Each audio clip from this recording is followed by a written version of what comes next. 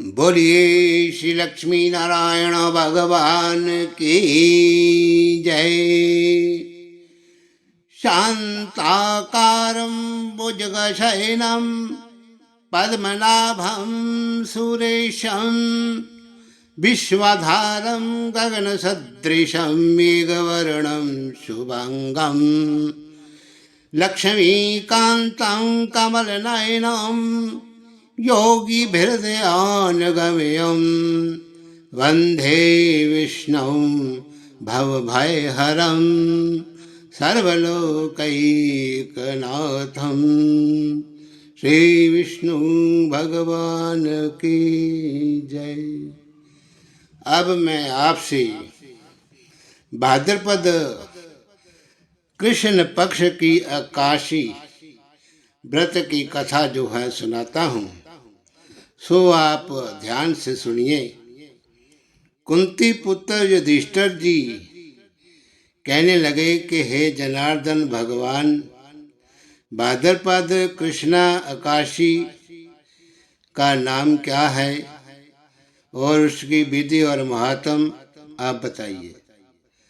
तो भगवान श्री कृष्ण जी कहने लगे कि सब प्रकार के समस्त पापों को नाश करने वाली इस एकादशी का नाम अजा एकादशी है। इसके व्रत को करने से मनुष्य सब पापों से मुक्त हो जाता है। जो मनुष्य इस दिन भगवान ऋषिकेश का पूजन करता है, उसको अवश्य वैकुंठ की प्राप्ति होती है। अब मैं इसकी कथा जो है कहता हूँ। तो प्राचीन काल में हरिश्चंद्र नामक एक चक्रवर्ती राजा राज्य करता था। उसने किसी कर्म के वशीभूत होकर के अपना सारा राज्य व धन त्याग दिया, साथ ही अपने स्त्री पुत्र तथा स्वयं खुद को भी बेच दिया।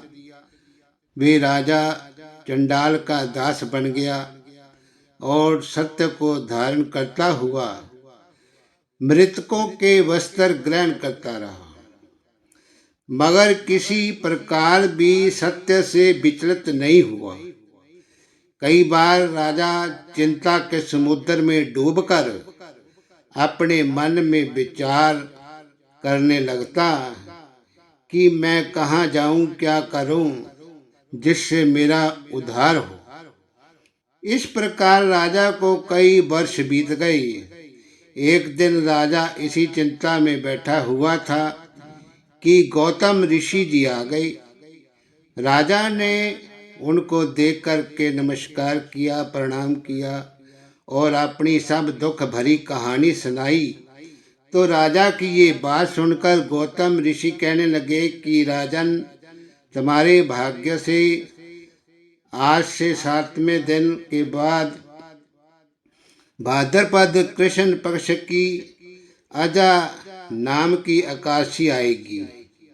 तुम विधि पूर्वक उसका व्रत करो।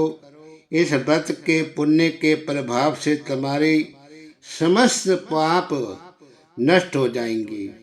इस प्रकार राजा से कहकर गौतम ऋषि उसी समय अंतर ध्यान हो गई और राजा ने उनके कथनानुसार एकादशी आने पर विधि पूर्वक व्रत भी जागरण किया और उस व्रत के प्रभाव से राजा के समस्त पाप नाश हो गए।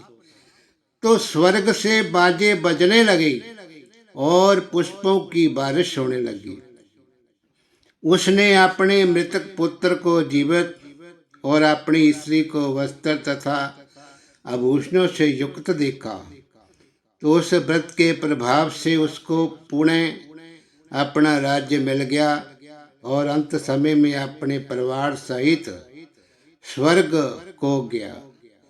तो हे राजन, ये सब अजा एकादशी के व्रत का प्रभाव से हुआ।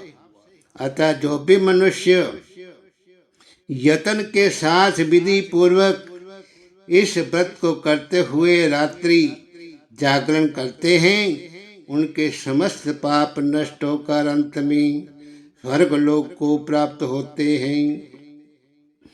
तो इस आकाशी की कथा के श्रवण से अश्वमेध यज्ञ का फल भी प्राप्त होता है। धन्यवाद।